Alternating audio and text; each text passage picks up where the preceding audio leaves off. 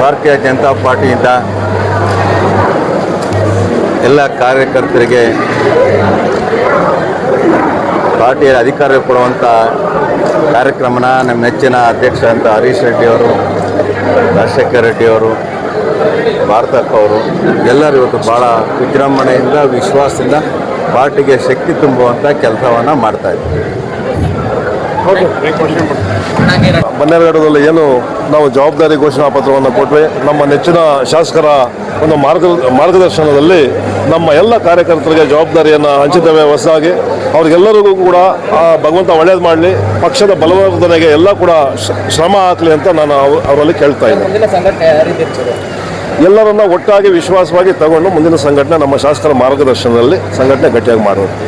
ಇವತ್ತು ನಮ್ಮ ಪ್ರಧಾನಮಂತ್ರಿಗಳು 12 ವರ್ಷ ಸಾಧನೆಯ ನೆನಪಿಗೆ ಇವತ್ತು ನಮ್ಮ ಕಾರ್ಯಕರ್ತರಿಗೆ ಯುವ ಮೋರ್ಚಾದಿಂದ ಎಲ್ಲರಿಗೂ ಪಾರ್ಟಿಯಲ್ಲಿ ಅಧಿಕಾರವನ್ನು ಕೊಟ್ಟಿದ್ದಾರೆ.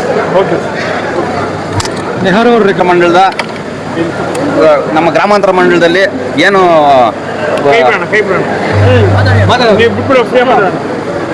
ನಮ್ಮ ಗ್ರಾಮಾಂತರ ಮಂಡಲದಲ್ಲಿ ನಮ್ಮ ಶಾಸಕರಾದ ಎಂ ಕೃಷ್ಣಪ್ಪರವರ ನೇತೃತ್ವದಲ್ಲಿ ಏನು ಈ ಮಂಡಲದಲ್ಲಿ ನಾವು ಸಂಘಟನೆ ಮಾಡಬೇಕಾಗಿತ್ತು, ಅದಕ್ಕೆ ಒತ್ತು ಕೊಟ್ಟು ಎಲ್ಲ ಪದಾಧಿಕಾರಿಗಳು ಇವರು ಹಿಂದುಳಿದ ವರ್ಗ, ಮಹಿಳಾ ಮೋರ್ಚಾ, SC ಮೋರ್ಚಾ ಹಾಗೂ ಮಂಡಲದಲ್ಲೆಲ್ಲ ಸಂಘಟನೆ ಮಾಡಿ ಈಗ ಎಲ್ಲರಿಗೂ ಹಂಚಿಕೆ ಪ್ರಕ್ರಿಯೆಯನ್ನು ಮಾಡಿ ಮುಗಿಸಿದ್ದೀವಿ ಸಂಘಟನೆಗೋಸ್ಕರ.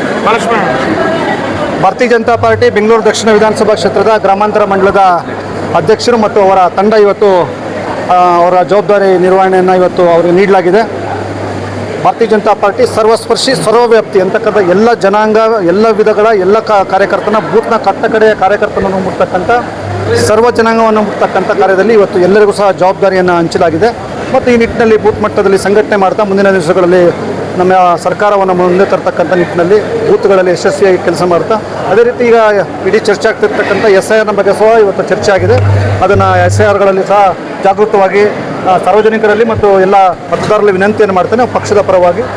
ಇದರ ಬಗ್ಗೆ ತಾವು ತಮ್ಮ ಮತ ಪರಿಷ್ಕರಣೆಯ ಸಂದರ್ಭದಲ್ಲಿ ತಾವು ಒತ್ತು ಕೊಟ್ಟು ತಾವು ಇದಕ್ಕೆ ಒತ್ತು ಕೊಡಬೇಕು ಅಂತಕ್ಕಂಥ ಕೆಲಸವನ್ನು ಮಾಡ್ತೇನೆ. ಬೇರೆ ರಾಜ್ಯದ ಬೇರೆ ದೇಶಗಳ ಮತದಾರರು ಇದಕ್ಕೆ ಸೇರ್ಪಡೆ ಆಗದಂತೆ ನಿಮ್ಮ ಬೂತ್ಗಳಲ್ಲಿ ನೋಡ್ಕೋಬೇಕು ಅಂತಕ್ಕಂಥ ವಿನಂತಿಯನ್ನು ಈ ಮೂಲಕ ನೀಡ್ತಾ ಇದ್ದೇನೆ. ಇವತ್ತು ನಮ್ಮ ಶಾಸಕರಾದ ಎಂ ಕೃಷ್ಣಪ್ಪ ಅವರ ನೇತೃತ್ವದಲ್ಲಿ ಎಲ್ಲ ಮೋರ್ಚಾಗಳ ಪದಾಧಿಕಾರಿಗಳ ಅಧಿಕಾರ ಘೋಷಣೆಯನ್ನು ಮಾಡಿದ್ದೀವಿ. ಈ ಭಾಗದಲ್ಲಿ ಬೆಂಗಳೂರು ಗ್ರಾಮಾಂತರ ಮಂಡಲದಲ್ಲಿ ನಮ್ಮ ಪಕ್ಷದ ಕಾರ್ಯಕರ್ತರನ್ನು ಬಲಪಡಿಸ್ತೀವಿ ಅಂತೇಳಿ SC ಮೋರ್ಚಾ ಕಡೆಯಿಂದ ನಾವು ಶಾಸಕರಿಗೆ ಭರವಸೆಯನ್ನು ಕೊಡ್ತಾ ಇದ್ದೀವಿ.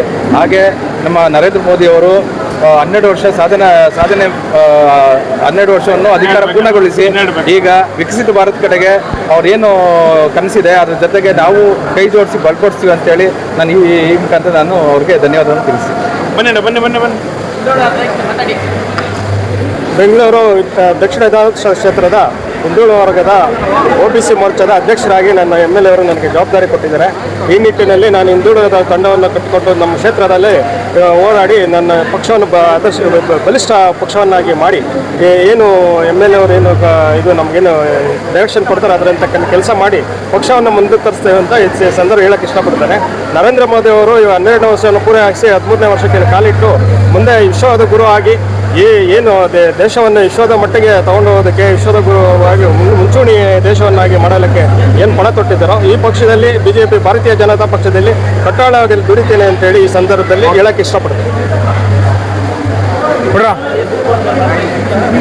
ಬೆಂಗಳೂರು ದಕ್ಷಿಣ ಗ್ರಾಮಾಂತರ ಮಂಡಲ ರೈತ ಮೋರ್ಚಾ BJP ಅಧ್ಯಕ್ಷರಾಗಿ ನನ್ನನ್ನು ಆಯ್ಕೆ ಮಾಡಿದ್ದಾರೆ. ಒಬ್ಬ ಸಾಮಾನ್ಯ BJP ಕಾರ್ಯಕರ್ತನನ್ನು ಒಂದು ಅಧ್ಯಕ್ಷರಾಗಿ ಆಯ್ಕೆ ಮಾಡಿದ್ದಕ್ಕೆ ಮೊದಲನೇದಾಗಿ ಪಾರ್ಟಿಗೆ ಧನ್ಯವಾದ ತಿಳಿಸ್ತಾ ಇದ್ದೀನಿ. ಅದೇ ರೀತಿ ಬೆಂಗಳೂರು ಗ್ರಾಮಾಂತರ ಮಂಡಲದ ಮಾಜಿ ಅಧ್ಯಕ್ಷರಾದ ರಾಜಶೇಖರ್ ಅವರು ಹಾಗೂ ಹಾಲಿ ಅಧ್ಯಕ್ಷರಾದ ಹರೀಶ್ ಅವರಿಗೆ ಧನ್ಯವಾದಗಳು ತಿಳಿಸ್ತೀನಿ. ಅದೇ ರೀತಿ ನಮ್ಮ ಕ್ಷೇತ್ರದ ಜನಪ್ರಿಯ ಶಾಸಕರಾದ ಎಂ ಕೃಷ್ಣಪ್ಪಣ್ಣನವರು ಕೂಡ ನಾನು ಈ ಸಂದರ್ಭದಲ್ಲಿ ಧನ್ಯವಾದವನ್ನು ಹೇಳಕ್ಕೆ ಇಷ್ಟಪಡ್ತೇನೆ. ಗ್ರಾಮಾಂತರ ಮಂಡಲ ಬೆಂಗಳೂರು ದಕ್ಷಿಣ ವಿಧಾನಸಭಾ ಕ್ಷೇತ್ರದ ಗ್ರಾಮಾಂತರ ಮಂಡಲದ ಯುವ ಮೋರ್ಚಾ ಅಧ್ಯಕ್ಷರಾಗಿ ನಮಗೆ ಜವಾಬ್ದಾರಿಯನ್ನು ಕೊಟ್ಟಿರ್ತಾರೆ. ನನ್ನ ಮುಂಚೆ ನಾನು ಯುವ ಮೋರ್ಚಾ ಜನರಲ್ ಸೆಕ್ರೆಟರಿಯಾಗಿ ಕೆಲಸ ಮಾಡಿರ್ತೇನೆ.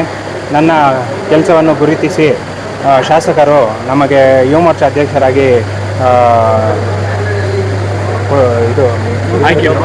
ಜವಾಬ್ದಾರಿಯನ್ನು ಕೊಟ್ಟಿರ್ತಾರೆ.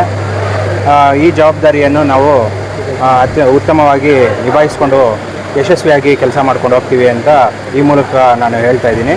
ಹಾಗೂ ನನಗೆ ಈ ಜವಾಬ್ದಾರಿ ಸಿಗಲು ಸಹಾಯ ಮಾಡಿದಂಥ ಎಲ್ಲ ಗಣ್ಯರಿಗೂ ನಮ್ಮ ಮುಖಂಡರಿಗೂ ಹಾಗೂ ನಮ್ಮ ಭಾಗದ ಶಾಸಕರಿಗೂ ಧನ್ಯವಾದಗಳನ್ನು ಅರ್ಪಿಸ್ತೇನೆ. ಬೇಗ ಮುಗಿಸ್ಬಿಡಬೇಕು.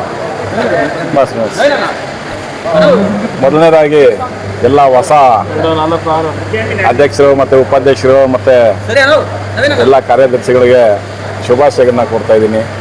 ಮೊದಲನೇದಾಗಿ ನಮ್ಮ ಕೃಷ್ಣಪ್ಪನವರಿಗೆ, ಈ ಕ್ಷೇತ್ರದ ಶಾಸಕರು, ಅವರಿಗೆ ಇನ್ನೂ ಒಳ್ಳೆಯ ಶಕ್ತಿ ತುಂಬಲಿ ಮತ್ತು ನರೇಂದ್ರ ಮೋದಿಯವರ ಆಶಾಭಾವನೆಗಳಿಗೆ ನಮ್ಮೆಲ್ಲರ ಒಂದು ಶಕ್ತಿ ಅವರಿಗೆ ಕೊಡೋಣ ಅಂತ, ಈ ಕ್ಷೇತ್ರದ ಒಳ್ಳೆಯ ಅಭಿವೃದ್ಧಿನ ಕಾಣಲಿ ಅಂತ ನಾನು ಈ ಸಂದರ್ಭದಲ್ಲಿ ಹೇಳೋದಕ್ಕೆ ಇಷ್ಟಪಡ್ತೀನಿ.